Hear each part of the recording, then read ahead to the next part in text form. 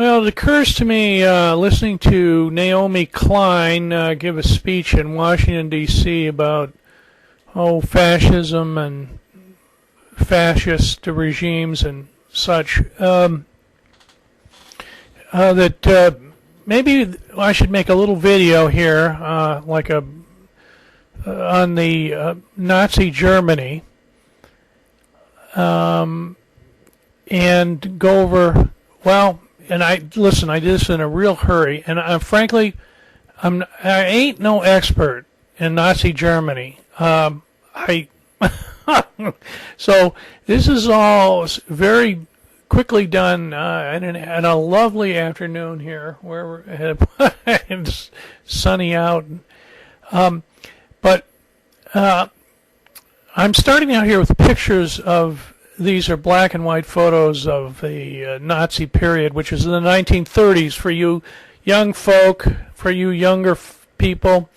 1930 to 1940 was when the Nazis were consolidating their power in Germany.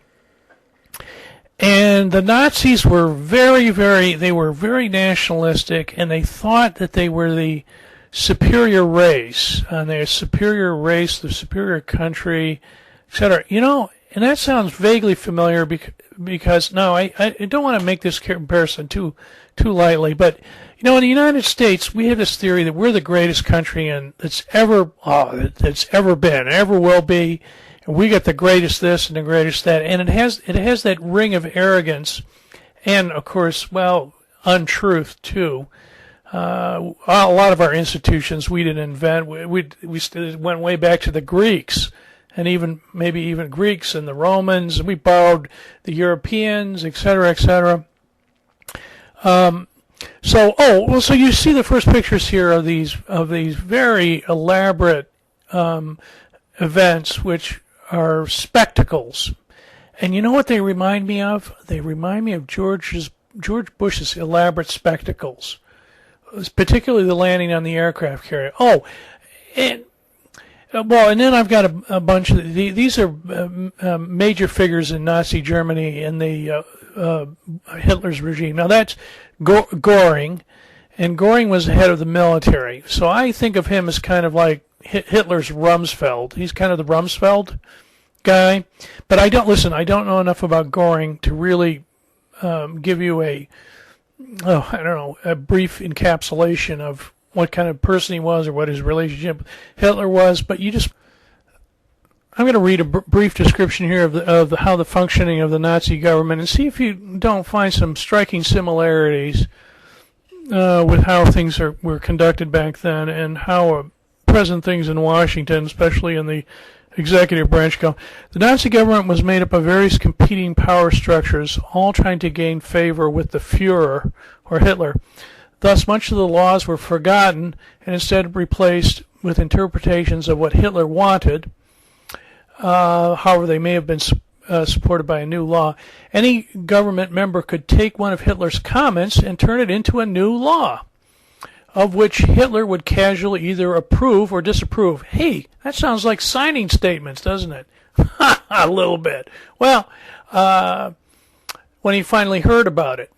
This became known as working towards the Führer, as the government was not a coordinated cooperating body, but a collection of individuals, each trying to gain more power and influence over the Führer. This often made government very convoluted and divided, especially with Hitler's vague policy of creating a multitude of often very similar posts. This process allowed more unscrupulous and ambitious Nazis to get away with implementing the more radical and extreme elements of Hitler's ideology, such as anti-Semitism, and in doing so winning favor. Protected by Goebbels' extremely effective propaganda machine, which portrayed the government as a dedicated, dutiful, and efficient outfit, the dog-eat-dog competition and chaotic legislation was allowed to escalate out of control. Okay, well, that sounds a little similar.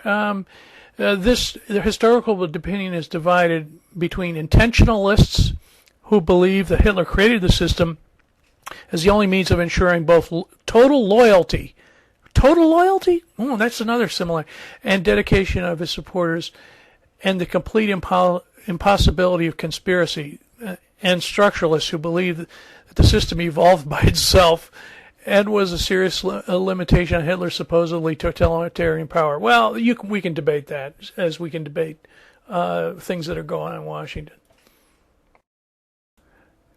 So I have a long picture here of Goebbels, and I think of him as the Karl Rove of Nazi Germany, the coordinator, the propagandist. What will sell? What will convince people? How will you motivate people? Apparently, he was quite close to Hitler, and he was extremely anti-Semitic. He was a playwright, an author. I don't know.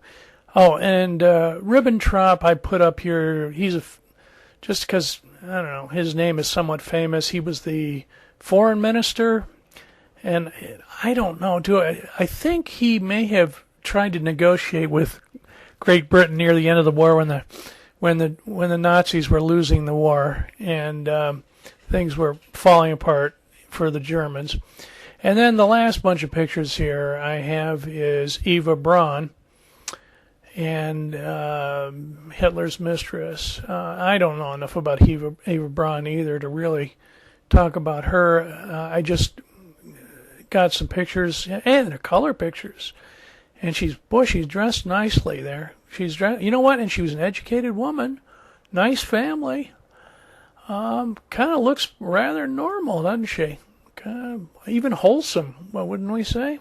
Well, looks are deceiving.